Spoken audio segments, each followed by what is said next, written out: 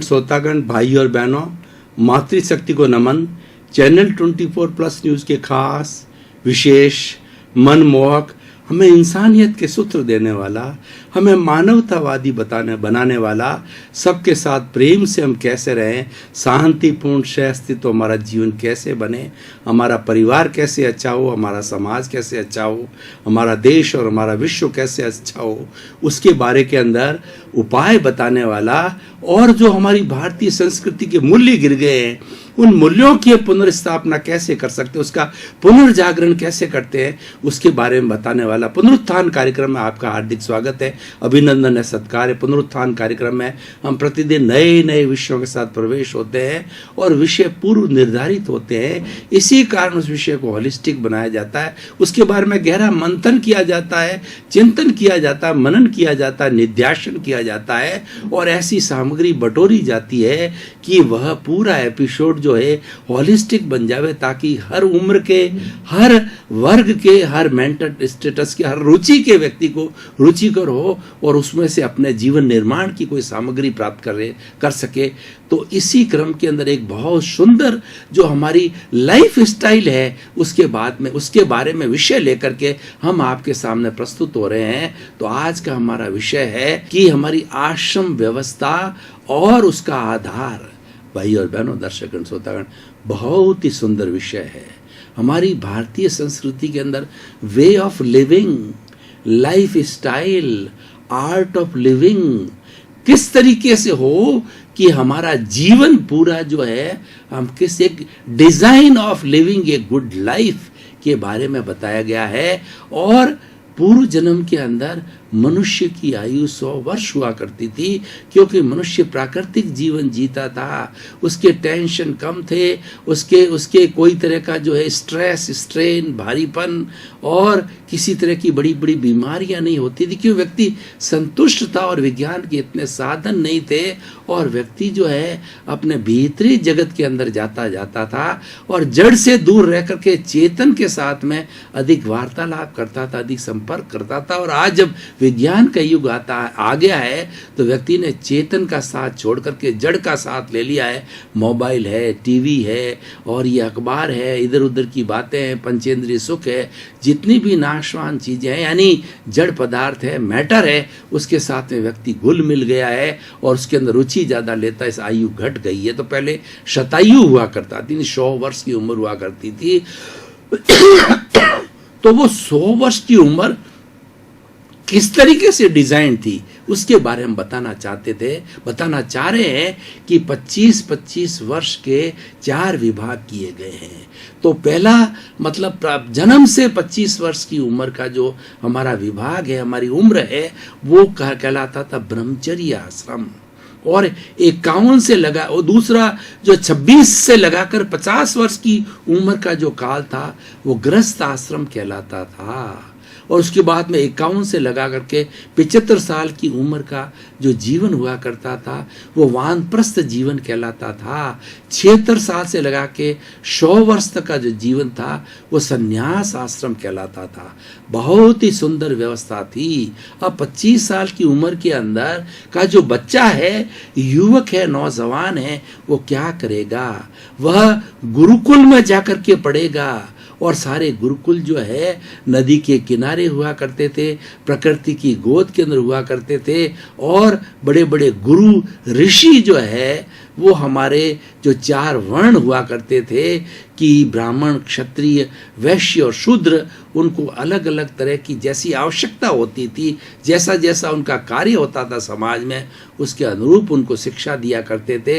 लेकिन सभी विद्यार्थी जो जीवन बहुत सादा था, simple living and high thinking थी, और गुरु को बहुत सम्मान दिया जाता था। यानी शिक्षा के साथ साथ के अंदर वो प्रैक्टिकल नॉलेज दिया करते थे। सबसे बड़ा है वो बच्चे को विनयवान बनाना होता था, इमोशन से मुक्त होना बनाया जाता था, क्रोध, अहंकार, माया, लोभ से वो रिक्त हो, ताकि वो समाज में आराम से एडजस्ट हो सके। जो मानवीय गुण हैं वो ज्यादा पढ़ाए जाते थे, थ्योरी के साथ प्रैक्टिकल होता था, थ्योरी एंड एक्शन हुआ करता था। और 25 साल की उम्र तक जैसा जैसा जिस वर्ण का व्यक्ति होता था, जैसी जैसी आवश्यकता होती थी, सभी तरह से पूरा पारा पारंगत हो जाता था, विद्या भी ग्रहण करता था, गुण भी ग्रहण करता था और प्रकृति को निहारता था कि वो जो है पहाड़ों की गोद में था और दूसरा चारों तरफ हरियाली थी। कल कल जो है बहकर झरने बह रहे थे, नदियां बह रही थी और चिड़ियों की और जो है हमारे बर्ड्स की चहचहाट थी। यानी पूरा प्राकृतिक वातावरण के अंदर रह करके उसको निहारता था और आनंद की भी अनुभूति करता था। जो व्यक्ति प्राकृतिक जो है वो सौंदर्य को निहारता है, प्रकृति की गोद में रहता है, वह स्वस्थ रहता है, क्योंकि प्रकृति की गोद में उसको आनंद की अनुभूति होती है, क्योंकि प्रकृति की छटा निराली होती है। और इसी प्रकृति में 84 लाख जीवा योनि के प्राणी जीवन जन्म लेते हैं और जीवन बसर करते हैं। सबकी माँ है, उसको नेचर माँ कहा जाता है, उसको कॉस्मॉस कहते हैं, उसको पर्यावरण कहते हैं, उसको पृथ्वी कहते हैं और इसको विश्व कहा जाता है। उसकी गोद में रह करके और जो है वो 25 वर्ष की अवस्था के अंदर पूरा ज्ञान वृद्धि करता था, ज्ञान लेता था। ये ब्रह्मचर्य आश्रम था। और दूसरा था हमारा गृहस्थ आश्रम। दो तरह के गृहस्थ आश्रम के अंदर व्यक्ति क्या है, शादी करना, बाल बच्चे होना, उनको पढ़ाना, उनको लिखाना, उनके पैरों पर खड़े करना, अपना मकान का निर्माण करना, परिवार का भरण पोषण करना और साथ साथ के घर में मेहमान आवे, अतिथि देवो भव, उनकी भी सत्कार करना, माँ बाप की सेवा करना।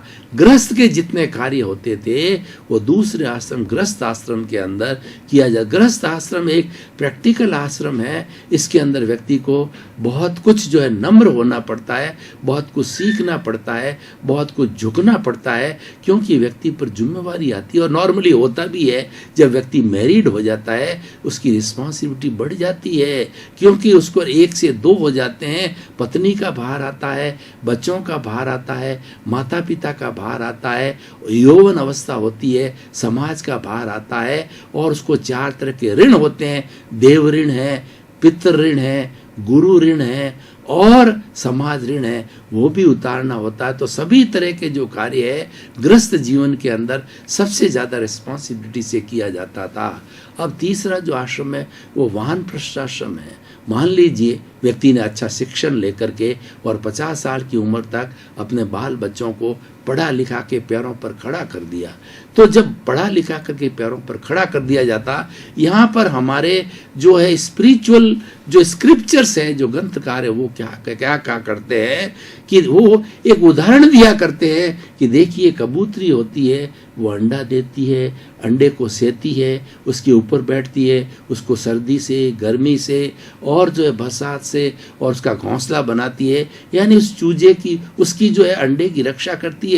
अंडा फूटता है, चूजा निकलता है, फिर उसकी रक्षा की जाती है, उसको दाना दिया जाता है, पानी दिया जाता है, घोंसले में रखा जाता है। और जब वो चूजा बड़ा हो जाता है तो कबूतरी उस कबूतर को उड़ा नहीं सिखाती है, तो उड़ता है, कभी नीचे गिरता है फिर उड़ता है, फिर नीचे गिरता है। इस तरीके से उसको उसकी कबूतरी माँ है उस कबूतर को या उसके बच्चे को सिखाती है। और जब वो अच्छी तरह से सीख करके और उड़ने लग जाता है, अपने पैरों पर खड़ा हो जाता है, फिर इसको किसी सहारे की जरूरत नहीं होती है, उसके पंखों में ताकत आ जाती है, तो माँ भी संतुष्ट हो जाती है। और ऐसा यहाँ पर हमारे जो ग्रंथकार कहते हैं कि वह उस वक्त के अंदर वो कबूतर उड़ के कहाँ जाता है, फिर कबूतरी से मिलता भी है कि नहीं मिलता है जीवन के अंदर, लेकिन वो अपनी ड्यूटी से मुक्त हो जाती है। इसीलिए कहा गया है आपने अपने बच्चों का भरण पोषण कर दिया और उनको अच्छी तरह से पांवों पर खड़ा कर दिया, उनको शिक्षित कर दिया, उनकी शादी कर दी, उसके बाद मुक्त हो गए आप। अब मुक्त होकर के क्या करो कि वानप्रस्थ जीवन में रहो।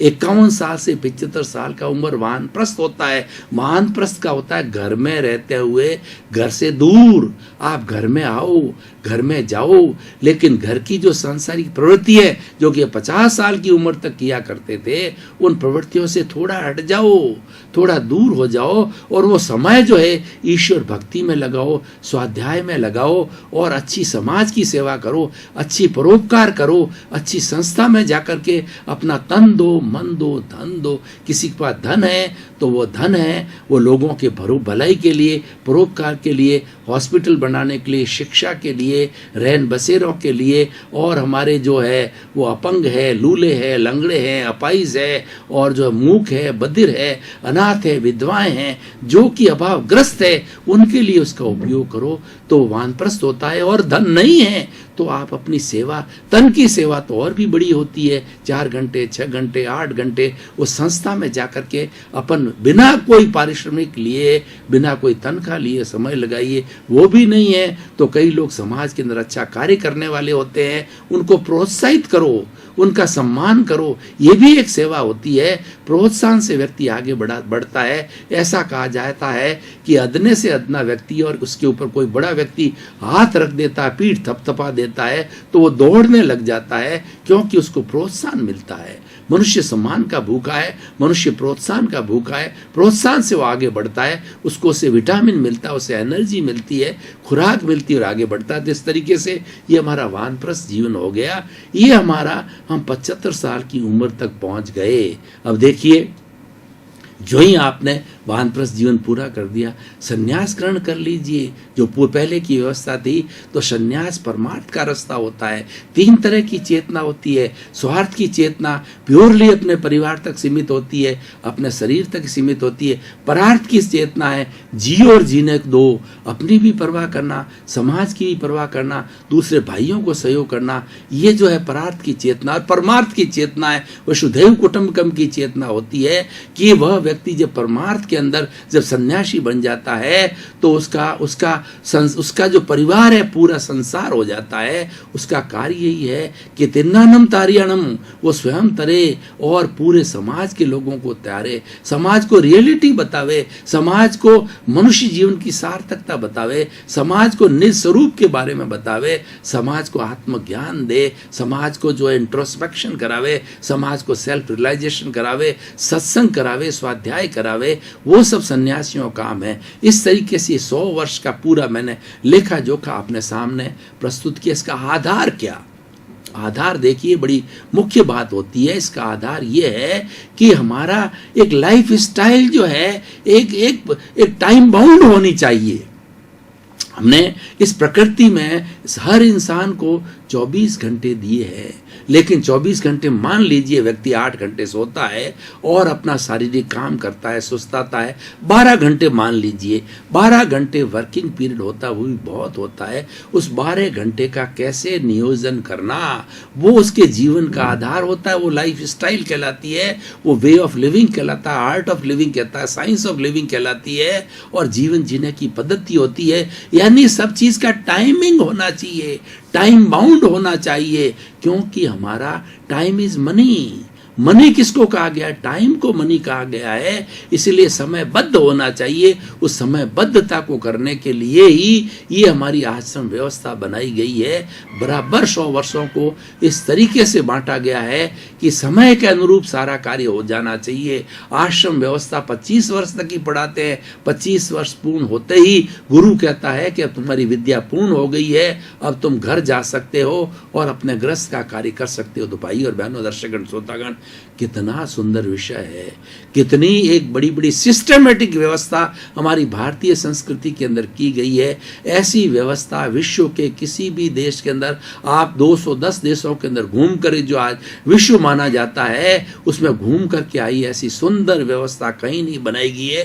क्योंकि हमारी भारतीय संस्कृति है, अध्यात्म की संस्कृति है। हमने तो प्रारंभ से, हम आर्यों की संतान हैं, हम बड़े खुश नसीब हैं, हम भाग्यशाली हैं कि हमने भारत जैसे आर्यों के देश में जन्म लिया। हमको प्रारंभ से अध्यात्म मिला।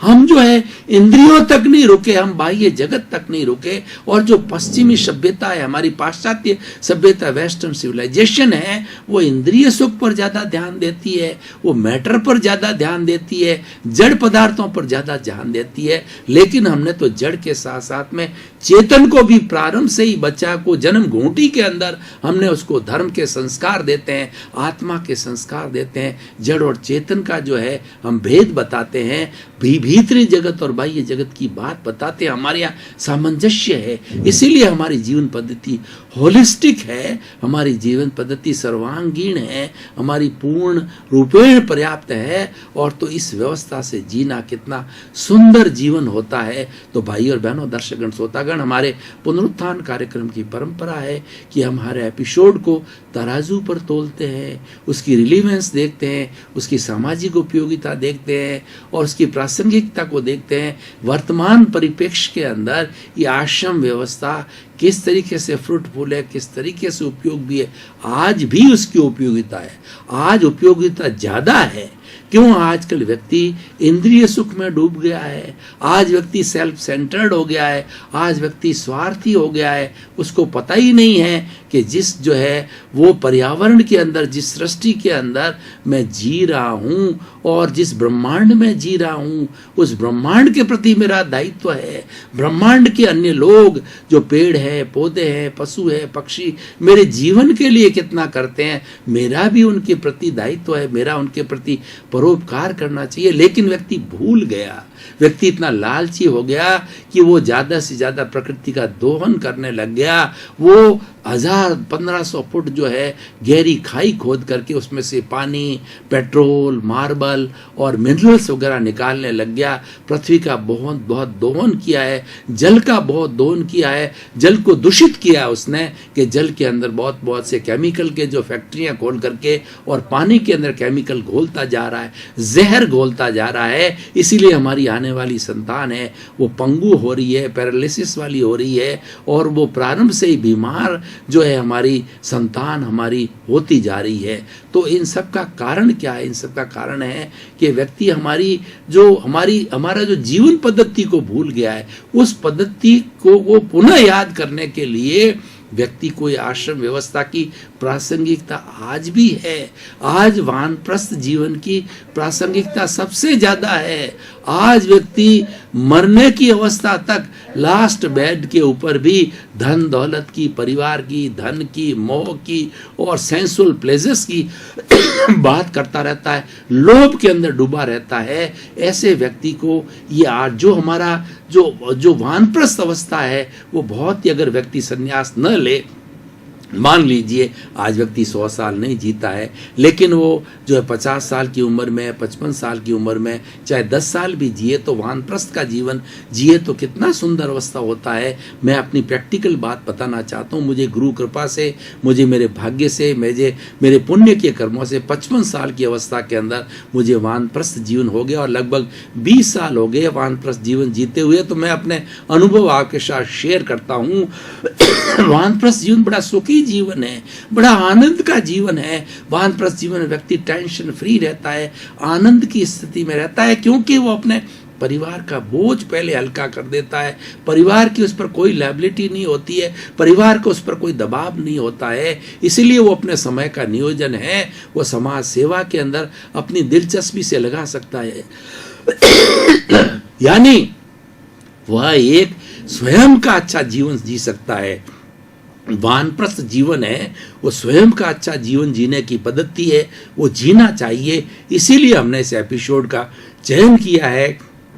व्यक्ति जो भूल गया है, व्यक्ति जो हमारी जो आश्रम व्यवस्था को भूल गया है, उसे याद दिलाने के लिए कि किस तरह की हमारी जो ये आश्रम व्यवस्था थी और वो आज भी पालन किए जाने चाहिए।